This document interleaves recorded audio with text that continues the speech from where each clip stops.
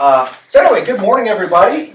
So we are still on, we're going to wrap up our exploration of music basics today, and just really by applying it all and putting it to use and seeing what we can retain. We talked a bit last week about, a lot of it's memorization. I don't know that I ever have time to really go all good boys or FACP, whatever. You just kind of start, after a while, start to memorize what the note looks like. And so the more you think about it and practice and experience it and read music, the more natural it will come to you. And so we're going to do a lot of that today. And so just a quick summary on where we are at. So we're talking about Western music that's based on this diatonic scale. And so we're going to really see that and practice it today and have some fun with it. We sing in the treble clef mainly for the ladies, and the bass clef mainly for the gents that are singing the parts that are written in the bass clef. The same note an octave higher is twice the frequency. We talked about that last week. So the same note an octave lower is half the frequency. So really it's just a matter of what our ears are attuned to hearing. We hear the same note, whether it's a frequency an octave too high or an octave too low. Our brains just kind of interpret it. It's really kind of an amazing way our brains work. A note 2 keys higher or lower is considered one step. So if we say go up one step, we're talking about going up we're up 2 keys, and we use the piano to illustrate that. So that one whole step is do, re. That's one whole step. Half step, do, re, do, re. You hear it's only halfway to there. So we talk about go up a half step, go down a half step. That's what we're referring to. And then we talked about sharps and flats last week, and they're I love this. It's the hashtag symbol. They've absconded that symbol, remember the hashtag. Yes. And flat. So if something goes sharp, right, it goes up half a step, slightly sharp. What if it goes flat? It's going down half a step. So your sharp and flat illustrate this half step movement. That's what that's showing. It's showing that half step. And you can't really express it on this. This doesn't really express it well, so we have to put the sharp or the flat symbol to show it's, because if I go from a B2, well, that's not it. If I go from a C3 to a D3, that's one step, right? But it's really only one little thing here. So if I want to show what's halfway between a C3 and a D3, I've got to sharp that C3. Conversely, if I want to go halfway down from a B2 to A2, I've got to flatten that B2. So you'll see that flat symbol on there. So that's what that means when you read it. And if you ever see this, I think it might be in your handout. But so you have the hashtag. What if you see this? That's a natural.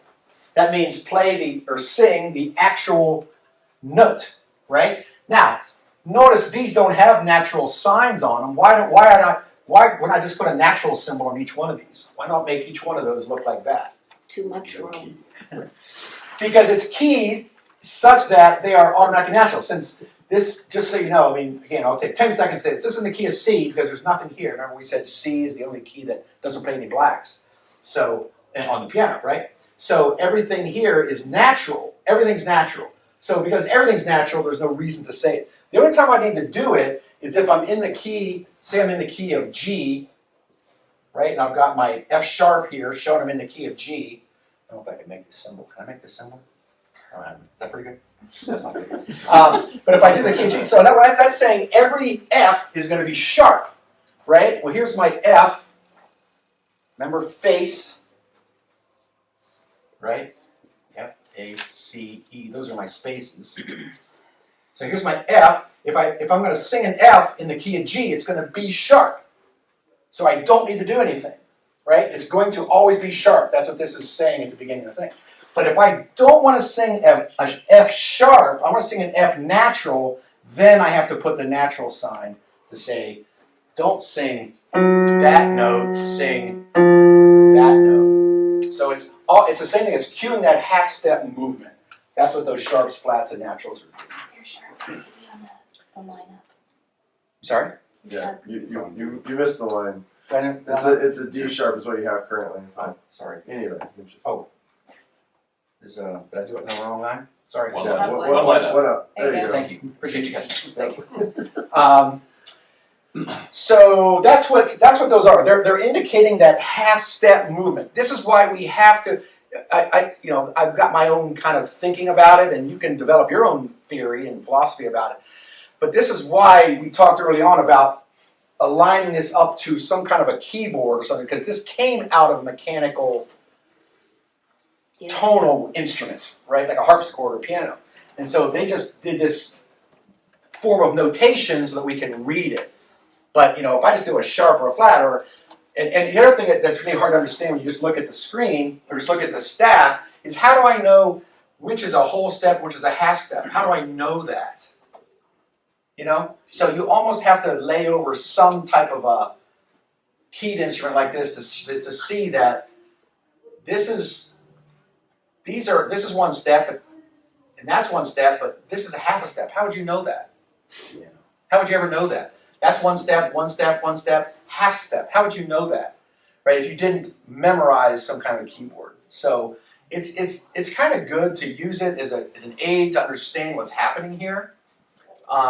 So there is a little bit of strange diatonic science that's happening there. So, thoughts about that? It looks like you count three, and it's I don't know. Yeah, there is. I don't No, you're onto something. Actually, what it does is when you've got the 8-note scale, right? A B C D E F G A. And you've got that going on. The major scale is always one step, half step, one step, one step, one step, half step. So to do that has to be sharp. You see that? This has to be sharp. This has to be sharp. See that? So it's always 1 1 half, 1 1 1 half. That's what always happens. 1 1 half, 1 1 1 half. It's always 1 1 half, 1 1 1 half. So that's how you know whether something needs to be sharp or not. Because if this is half step between B and C, so to make that one whole step, it has to be sharp. Now it's a half step between C sharp and D. Does that make sense? I don't know. But it is a memorization of 1 1 half, 1 1 1 half. It's just, you just got to memorize that. 1 1 half, 1 1 1 half. Now, when you go minor, it's not that. Minor is different than that. Minor now is 1 half. 1 half. So it sounds different. Oh.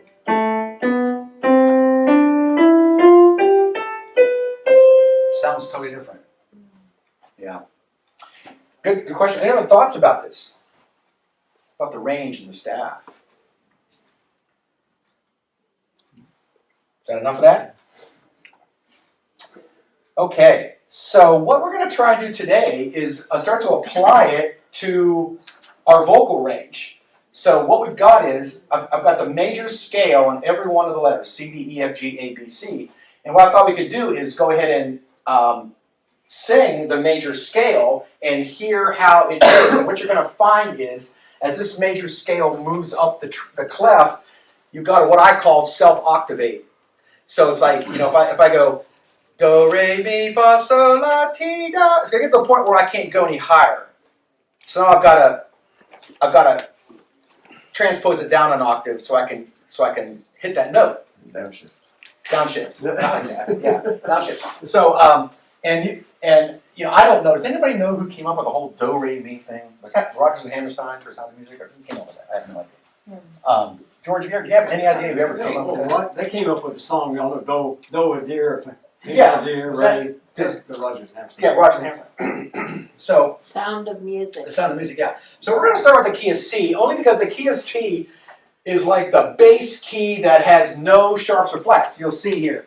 I go to the key of D, I've got C sharp and F sharp, right? So any C is going to be sharp. Any F is going to be sharped, right? When the key of C, nothing is sharped or flatted. So it's a good way to start. And they've come up with this little do, re, mi, fa, sol, la, T, and then back to do. Do. So C, D, E, F, G, A, B, C. And what's kind of fun is you can apply this do, re, mi to any key, right? If I want to start in C, do, re, mi, fa, sol, la, ti, do. Right? Everybody do that with me. Ready? Do, re, mi, fa, sol, la, ti, do. What if I go to the key of D? Do. Now do is D. Instead of do, it's do, re, mi. Whoops. Do, re, mi, fa, sol, la, ti, do. So do now becomes D. Do is always the note that the key is in. So in this case, C is do. From the key of D, D becomes do. What happens if I go to the key of E? Look how many sharps are in the key of E. I gotta play that. I told you I hate black keys. Did I mention that? Thank you guys. I'm always forgetting to hit it. So in this case, you've got 4 sharp because what did we say the code was for steps? 1 1/2. 1 1/2. 1 1 1 Half. 1 1/2. 1 1 1/2. So if I'm gonna, and remember we said last week the reason that we're sharpening or flatting is so that every letter is represented. E, F, G, A, B, C, D, E. Right? I'm not skipping any letters. Because this could easily be G flat. This could be A flat. Well, in that case, I wouldn't have an F. Right? So to make sure every letter is represented, I'm going to decide to sharp them all so that they're all represented. So now in this case, E becomes do. Do. You guys ready? Do, re, mi, fa, sol, la, ti, do. That's getting the limit of my range. That's getting right there. It's one note from my max. I don't know how do you feel about that? Do. You guys good with that, do? Do. Oh, we do F. Somebody, I might hurt something. So there's a song that we're gonna do after worship. You can have some F. Yeah. Yeah, Yeah. Maybe George or Brian David have seen something, but generally speaking, I'd be willing to bet you in our hymn books, this is probably the max note. We just went to E. We're going to go to F in this next one. Hymns will peak at that sometimes. You hit that high F. I don't recall ever I seeing think there's one that's a G. If somebody got a G, that's really woo. I think that there are There's some a too few. that they have where they have the normal soprano and then there's the Yeah. upper one. Yeah. That Yeah. sometimes it'll go above that. But this will generally, so like if I'm going to lead a song and there's something that's going to hit this, I'm okay with that. But if I ever find anything to hit this, I'd probably pitch it down a step, just because I don't want to. We're going to see. I don't know. See if you can hit that. So let's see where F is now. Ready for F? Do. You guys ready? Do, re, mi, fa, sol, la, ti, do. That's my max. How do you feel about do? How do you feel on do? Do. No, L? yeah. So in this case, we flatted B because B wouldn't be represented if I did an A sharp. See? And again, to have the 1 1/2, 1 1 1/2, we had to flat B. So you go 1 1/2. Very easy to go from A to B flat or A sharp. It's half. 1 1 1, and it's half a step from E to F. So if you notice the E and the F are not sharped or flatted because they're right next to each So other on the Right next to each other. Yeah, that's really good. So if you've got a keyboard. keyboard, again, we just have to do it to understand the half and whole steps. I'm just gonna wing this. Right? So you got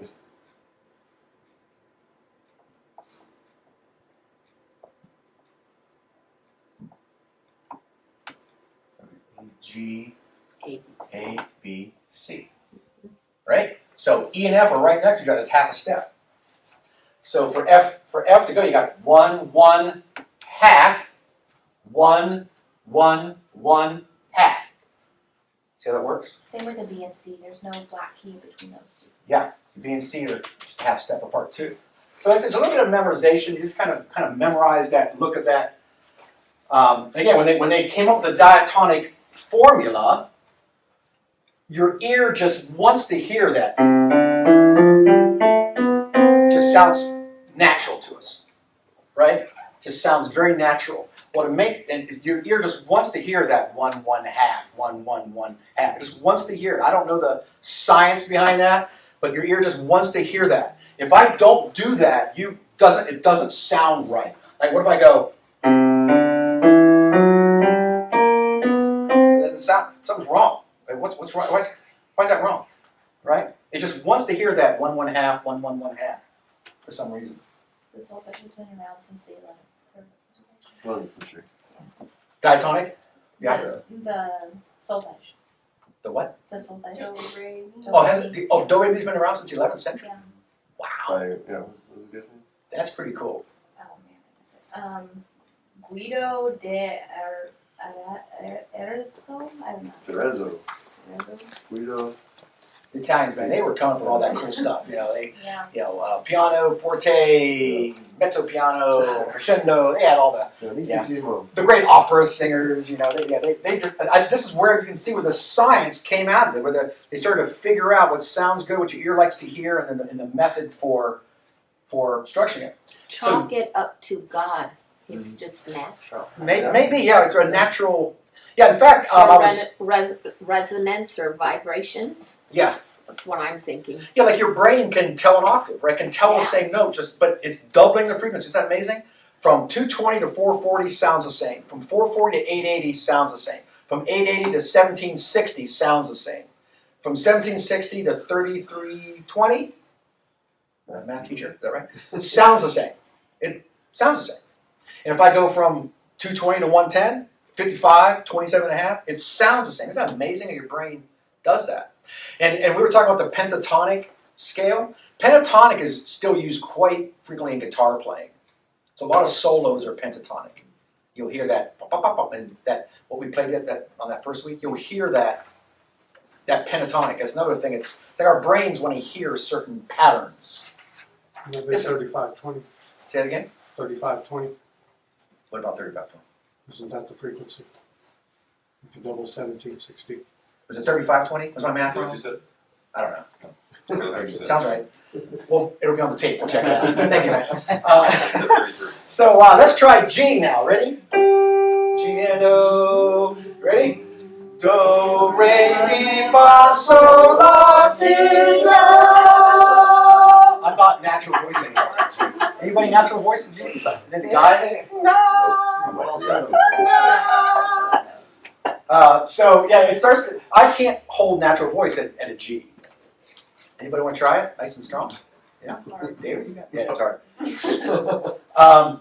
And remember that the guys, we're singing octave below that anyway. We're not.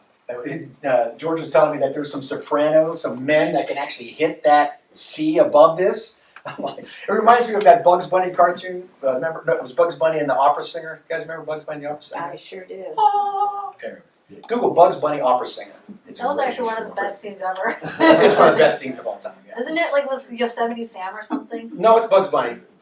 Yeah, it's Bugs Bunny. Yeah. But Pavarotti is one you probably remember. He does. Pavarotti, yeah. And then A. Now, so look what happens here. We go to the key of A. It's what's it doing? It's dropping out. Yeah, it's a drum. No. Anybody want to try it up here? No. No. You ready?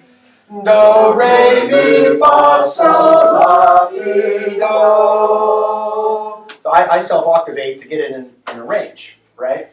But notice what's happening. Again, to give our 1 1 half, 1 1 1 half, we're having to sharp where we have to, right? To maintain the half step, right? 1 1 half from a C sharp to a D. 1 1, because remember, E to F is half a step. 1 1 half. You'll always see the same pattern. It's always the same pattern. So it's showing you that half and whole step separation. I love the B major 5 sharps. Like, are you kidding me with this? Again, it's to make sure everything's represented. So now, to go from a B to a C, that's normally half a step. So we're going to do one step. It's a sharp, sharp, half, 1 1 1 half. So we're playing every black key.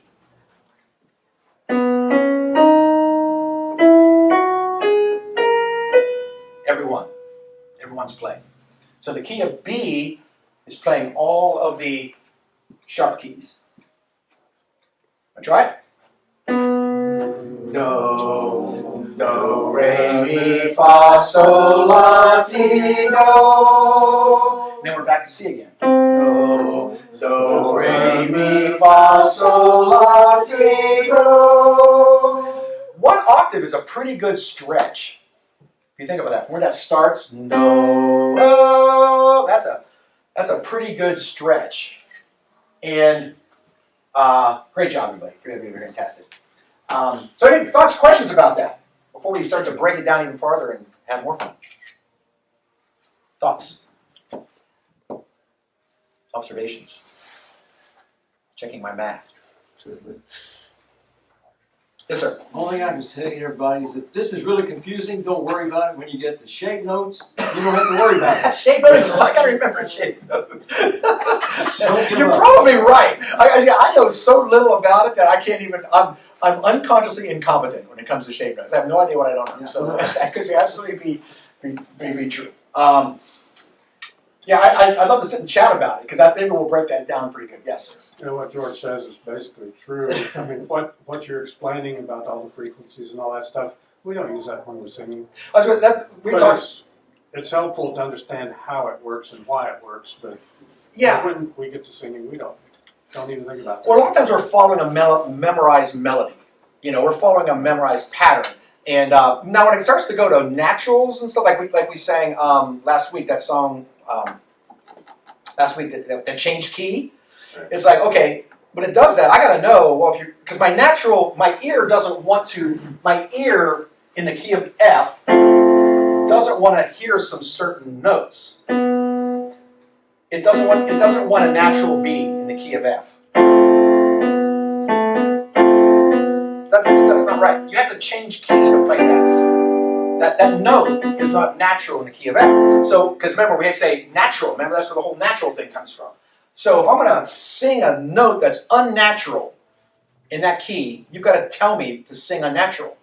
So there's a little bit of learning, a little bit of ear training that has to happen there. But for the most part, you're right. As long as the song leader pitches it right, we're just singing a memorized melody, and it's really kind of... But it's kind of interesting to know, especially if I want to start singing different parts and sing more complex songs, what's it telling me to do? How do I know what to do if I've never heard it before? And once you've trained your ear enough, you'll go, oh, I know what to do. I'm going up half a step. I'm going up half a step. And you'll start to train your ear to a half a step, right? Yes, sir. Or to sing minor keys. That's the other thing. Our ears are kind of trained to be a major key. It's not really trained to do this. You want me to do this? You want me to do that?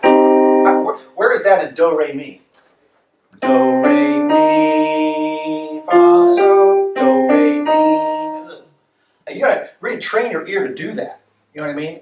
So that's why you kind of have to learn some theory if you want to get out of the I'll Fly Away world and get into, what's the song I can never remember?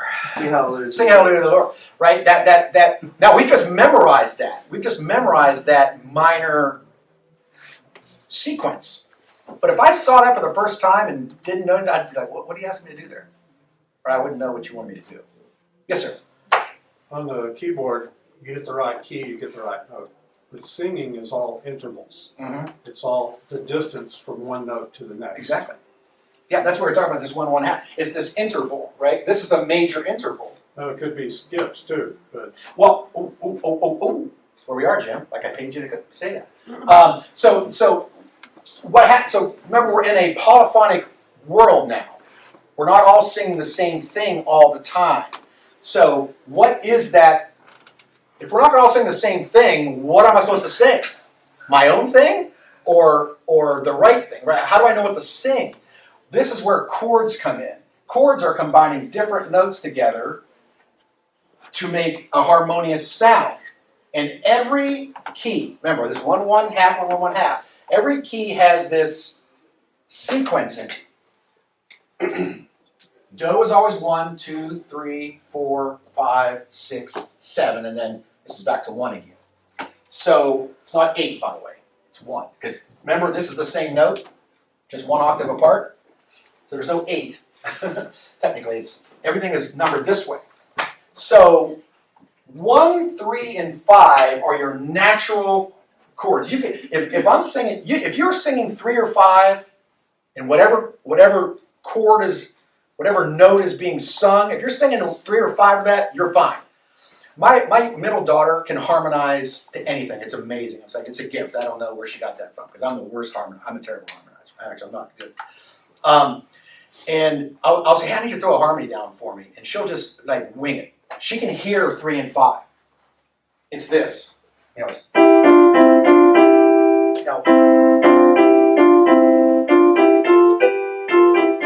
it's like, you hear that? Do you hear that? That's one. So 1 is this. 1, 2, 3. Do, re, mi, fa, so. Hear that? 1, 3, 5. If you did 1, 3, 5 to whatever note it was singing, you can harmony. You can create a harmony. So what is that? Do, re, mi. Just do it at home. Do, re, mi. There's your 3. Re, fa. Do, re, mi, fa, so. Do, fa, so. Do, fa, so. Hear that? That's every key has that, or every key has that 1, 3, 5, and I think I have another slide here that illustrates that. There's a G. 1,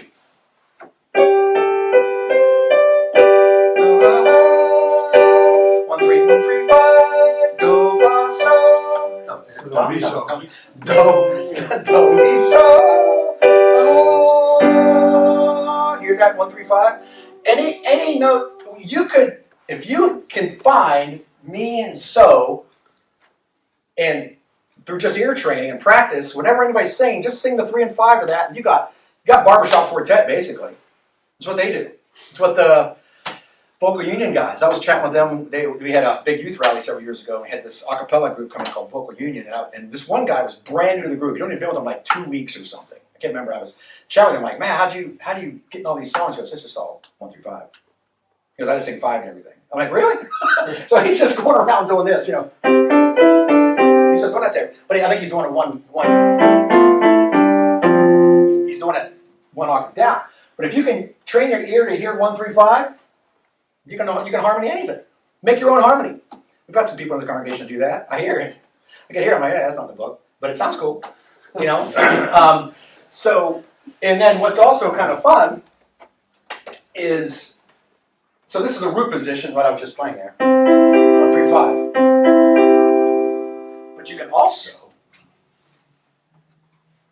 there's 3, 5, 1.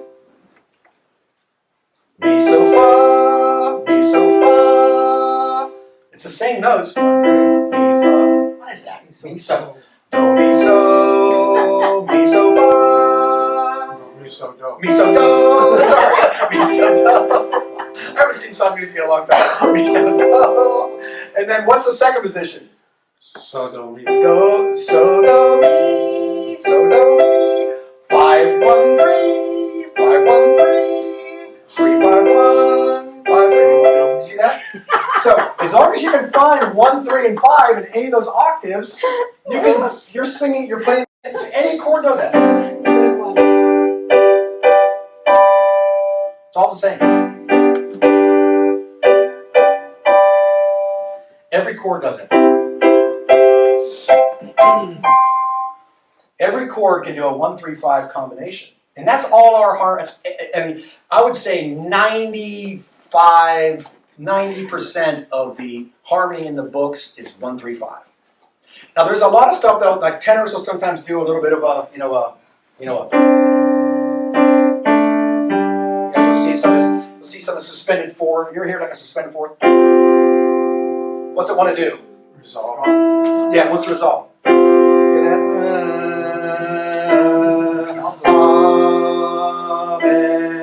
We see that in hymns? Right? Every chord has a suspended 5. Everything should resolve. That's this 4. That's this 4. Fa,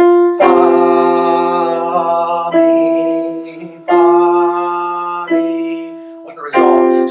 on 1, 3, 5, you're like resolve. Get back to 1, 3, 5. Does that make sense? Because what I'm playing here is I'm playing 1, 4, 5. It's like, gotta get back to that 3. I mean, you'll almost never hear a song end like that. That would just be like agony. You know, get down. Resolve that. Like singing halfway through Happy Birthday or some song and Yeah. just stopping in the middle of it. Yeah. And so, Cliffhanger. It's a cliffhanger. yeah, every key, there's a one weird one, diminished.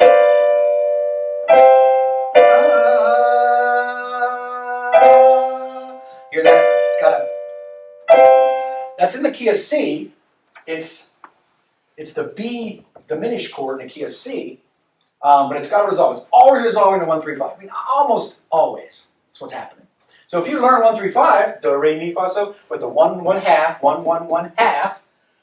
I mean, snap a picture of this before you go. But it's really good. This is like, if you didn't learn any of the theory, this is very, very helpful. Very helpful to learn this 1, 1 half pattern and the numbers. You learn this, you pick up a guitar. And you start playing the piano. Oh yeah, I see what it's doing. I see what it's doing. Where's my 1, 3, 5? And how do I do my inversions? I'll be honest with you. I can read music, but I play mostly by ear. And I learned this at like 12 years old. I'm like, oh, I see what it's doing. If you can make those 3 inversion chords, you can pick out almost any song that doesn't go minor. Make sense? Thoughts? What does that 4 stand for? Four. Where's a 4? Is that a The 4 or what is time, time signature. It's just showing the time signature. This is just a snippet from something. Yeah, this is just the time signature. For the keys, doesn't mean anything. Yeah. Well, I mean, these are whole notes, so it's saying hold that note for 4 beats. That's what it's saying. Oh, okay. Thoughts, questions? Before we try it. Ready to try? Ready to try 1, 3, 5? Can we count off by 3s? Can we count like 1, 2, 3, 1, 2, 3, that type of thing? Can we do that in the room? 1, 1, 2, 3, 2, 1, 2, 3, You're 3. 1. 2, 3. 1, 2, 3, 1. Oh, up here. Oh, over there. 1, 1, 2, 2, 3. 1. 1. All right, end up being a 1. And 1 anyway. All right, so all the ones are going to hold this note. All the 3s are going to hold this. Or I'm sorry, all the 2s are going to hold this. All the 3s are going to hold this. Okay, you ready? So we'll add one at a time. Can you? So hear it first. Do, mi, so. If you're a 1, do. If you're a 2, mi. If you're a 3, so. Ready? You ready? 1, 2, 3. I like it. I'm hearing it. You hearing that? hold it. Yeah, hold it. Oh. Do, mi, so, do. Ooh, I like it. Nice triad there. Very, very good. So try the other one. So if you're a 1, you're going to hold the do down here. Okay. If you're a 1, you're going to hold the. So all the 1s hit this note.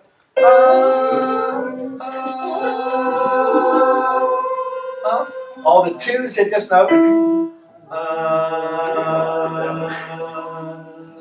All the 3s hit this note. Are you ready?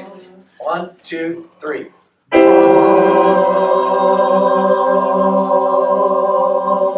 Oh, that sounds good. Sounds good. Yeah. Ready to try the second inversion? That one's easier. Okay. If you're the 1s, you're going to hit this note again.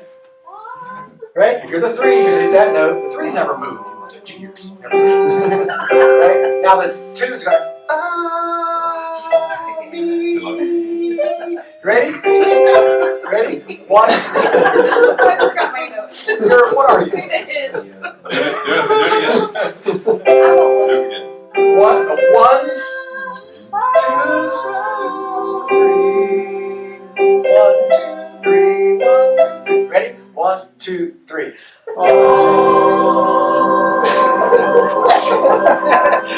That sounds good.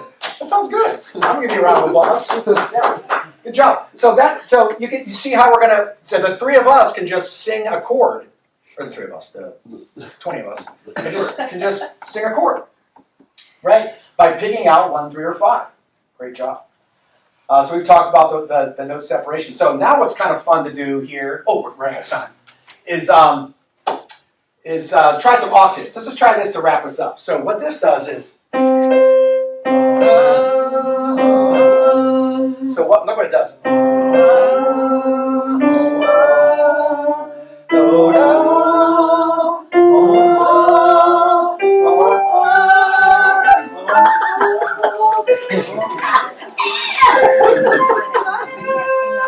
Where'd I go to a high C? There's your high tenor. So let's try it. Ready? Here we go. So it's do, do, ready, 2, ready, go. Do, re, mi, fa, so, la, ti, do. Woo! That's really stretching. That's awful. Okay, there you go. Now here we go. Opposite, come down. We're gonna come down this time. Oh, 2, ready, go. Ti, la, la, so, fa, mi, re, do. Round of applause, everybody. Wow. I'm exhausted. So maybe we're gonna spare you this, but this was dope. It's kind of fun to try some. Quack, quack, quack, Yeah, quack, quack, go, go. It's kind of fun to try. This is really good voice exercise. Just practice jumping octaves like that, and it helps with your pitch. It helps to be able to hit things, a little more precise when you practice that. So exercises, yeah. And it works with the other sounds too, like the 1, 5, 1, 3, 5s that you were talking Oh, yeah. about. So you could go like do, mi, Mm-hmm. do, so. Do mi so mi do, do mi so mi do, do mi so mi do, do mi so mi do, do mi so mi do. Yeah, it's kind of fun to try that. And if you have a pitch instrument like what we talked about last week, where you can check your pitch, see am I hitting it? Am I doing it? Or am I going minor? Thank you so much, folks. That went fast. So I appreciate your engagement and your participation. So y'all have a great rest of your day. We'll see you next week. Brian is going to take it next week when we start talking about harmonies.